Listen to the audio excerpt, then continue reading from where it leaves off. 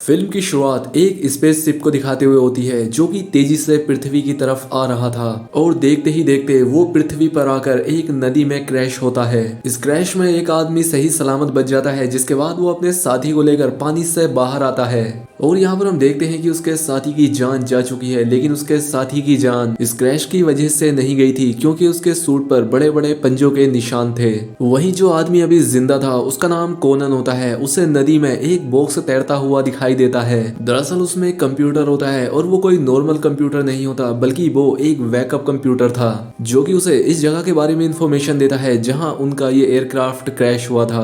Computer इस जगह की सारी इंफॉर्मेशन कैनन के दिमाग में डाल देता है। दरअसल कैनन कोई इंसान नहीं होता बल्कि वो एलियन होता है जो किसी और ही प्लेनेट से पृथ्वी पर आकर क्रैश हो गया था। खैर बहुत सारी इन्फॉर्मेशन के साथ साथ वो कंप्यूटर उसके दिमाग में यहाँ की लैंग्वेज भी ट्रांसफर कर देता है। खैर अब इसके बाद वो अपना हथियार उठाता है और जंगल में जाने लगता है और वो चलते चलते एक गांव में पहुंच जाता है। इस गांव में सब कुछ तबाह हो रखा था। फिर उसकी नजर एक दीवार पर पड़ती है जिस पर कुछ पंजों के निशान थे और उस लकड़ी की दीवार पर बने पंजों के निशान को देखकर साफ हो जाता है कि ये निशान पृथ्वी के किसी भी जानवर का नहीं हो सकता, क्योंकि कोनन ये देखकर समझ जाता है कि ऐसे जानवर उसकी दुनिया में होते हैं। फिर अचानक से कैनन पर कोई हमला करता है और उसकी गन नदी में गिर जाती है और इससे वो भी बेहोश हो जाता है। उस पर हमला करने वाला इंसान किसी दूसरे गांव का शख्स था। उसका नाम बुल्फ्रिक था। दरअसल ये दौर आयरन एज का था और आयरन एज में लोग गाँव और कबीलों के रूप में रहा करते थे। वो लोग अक्सर एक दूसरे पर हमला किया करते थे जो कि एक आम बात थी। खैर अब बुल्फ्रिक कैनन को बांधकर अपने गांव में ले आता है क्योंकि वो गांव के बर्बाद होने का जिम्मेदार कैनन को समझ रहा था। उसे लगता है कि शायद गांव की इतनी बुरी हालत इसी की वजह से हुई है। इस गांव का किंग जिसका नाम रोथकर होता है, उसकी एक बेटी होती है जिसका नाम फ्रेया होता है और बुल्फ्रिक उसी बादशाह का नेफ्यू था।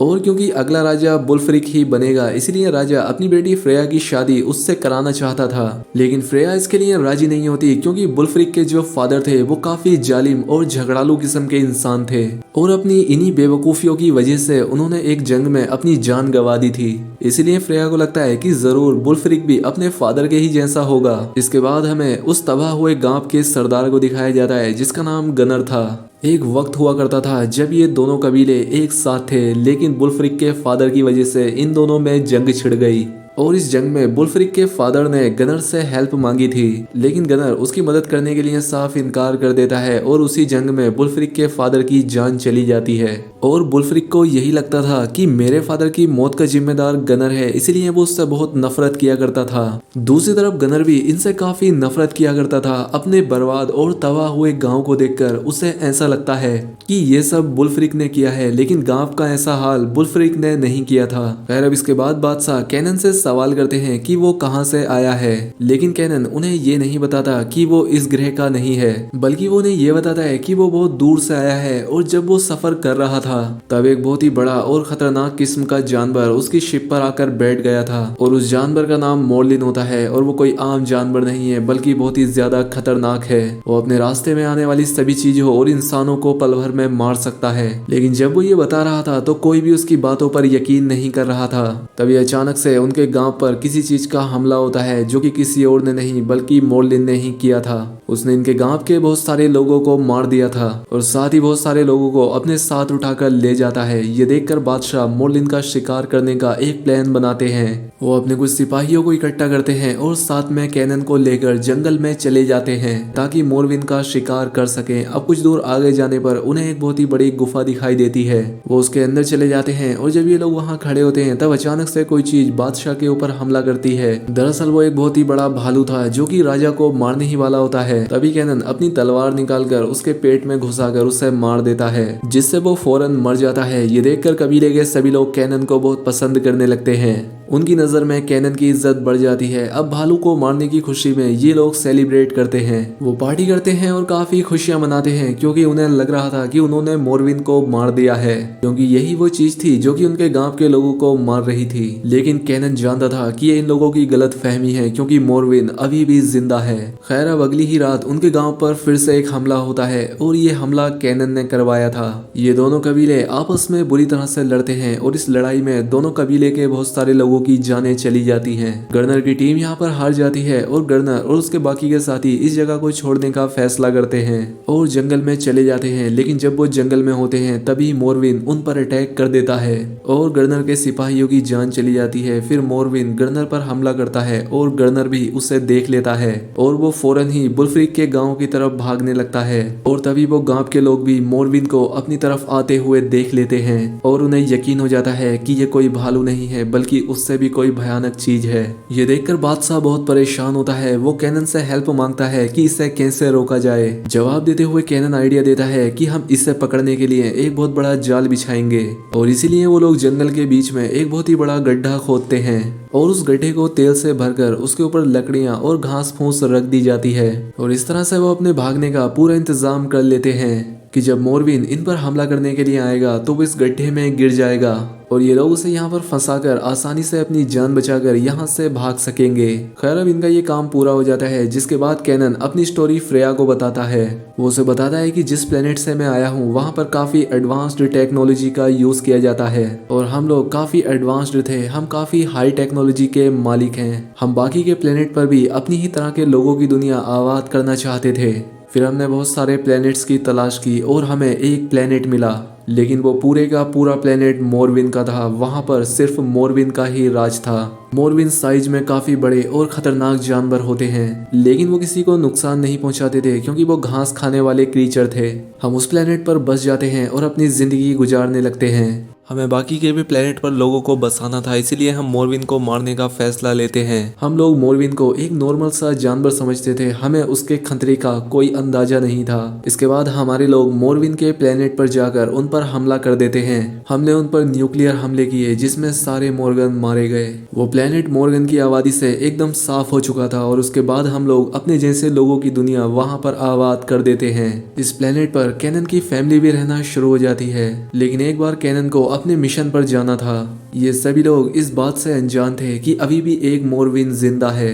अब जैसे ही कैनन और उसके साथियों के शिप इस प्लेनेट से अपने मिशन के लिए चले जाते हैं, वो बचा हुआ एक मोरविन हमारी कॉलोनीज पर हमला कर देता है क्योंकि उस मोरगन को इस प्लेनेट और अपने साथियों को खोने का बहुत गुस्सा था।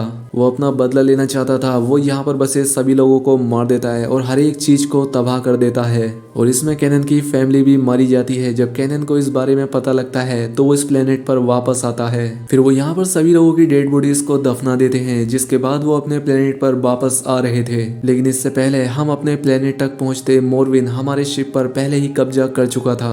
वो हमारे शिप को डिस्ट्रॉय कर देता है और हम यहाँ पृथ्वी पर आकर क्रैश हो जाते हैं। अब इसके बाद मोरविन फिर से कैनन से अपना बदला लेने के लिए आता है और अब कैनन को भी अपने परिवार का बदला लेना था। लेकिन अब इस बार जैसे ही मोरविन उन पर हमला करने के लिए आता है, वो उनके इस ट्रैप में फंस जाता है। जैसे ही वो उस तेल में आकर गिरता है, गांव वाले तीरों से उस तेल में आग लगाना शुरू कर देते हैं, जिससे यहाँ पर एक बहुत ही बड़ा ब्लास्ट होता है और हर तरफ आग फैल जाती है, जिससे इन सभी लोगों को लगता है कि मोरविन मर चुका है। लेकिन वो मरा नहीं था। दरअसल मोरविन एक काफी चालाक क्रीचर था जिसने बहुत सारे इंसानों को एक कैद खाने में कैद करके रखा था और वो खुद भी वहीं पर रहता था और वहां पर इंसानों को रखने का उसका मकसद यही था ताकि वो अपनी नस्ल बढ़ा सके और वो इसमें कामयाब भी होता है। वो एक मोरविन पैदा कर लेता है और उस मोरविन का बच्चा इन लोगों पर अटैक कर देता है। साथ ही वो दूसरा मोरविन भी आग से बाहर आ जाता है। वो बाहर आते ही बहुत सारे लोगों पर अटैक कर देता है और कई सारे लोगों को मार देता है। इसमें बादशाह की भी जान चली जाती है और पूरा गांव तबाह और बर्बाद हो जाता है। इसके बाद कोनन को भी समझ आ जाता है कि वो मोरविन तक कैसे पहुंचेगा। उसे एक कुएं का रास्ता मिल जाता है। वो रास्ता सीधा मोरविन की तरफ जाता था। अब गांव को तबाह और बर्बाद देखकर अगले दिन सभी गांव वाले वहां से चले जाते हैं, लेकिन बुलफ्रिन, उसके सिपाही और कैनन उस मोरविन को मारने का फैसला लेते हैं। कैनन ने सभी को बताता है कि मोरविन एक काफी ताकतवर जानवर है, उसके ऊपर ये आम तलवारें असर नहीं करती हैं। जिसके बाद कैनन अपने शिप की तरफ जाता है और उसमें से बहुत सारा लोहा लेकर आता है क्योंकि वो उसी की दुनिया का लोहा था और वो उससे बहुत ही मजबूत हथियार बनाते हैं जिससे मोरविन को मारा जा सकेगा। इसके बाद ये लोग कुएं में उतर जाते हैं और आगे जाकर ये देखते हैं कि मोरविन ने अपनी उस जगह पर बहुत सारे लोगों को इकट्ठा करके रखा था और वो उनसे अपने जैसे बहुत सारे मोरविन पैदा करवा रहा था। तभी अचानक से नीचे से एक मोरविन आता है और उन पर हमला कर देता है, लेकिन फ्रेया उस मोरविन को मारने में कामयाब हो जाती है। अब सिर्फ बड़ा मोरविन मरने से रह गया था। इसके बाद ये सभी लोग कुएं से बाहर आ जाते हैं, जहाँ पर वो बड़ा मोरविन उन पर अटैक कर देता है, जिससे बुलफ्रिक की जान चली जाती है। इसके बाद कैनन मोरविन का सामना करता है और ये दोनों आमने सामने आ जाते हैं।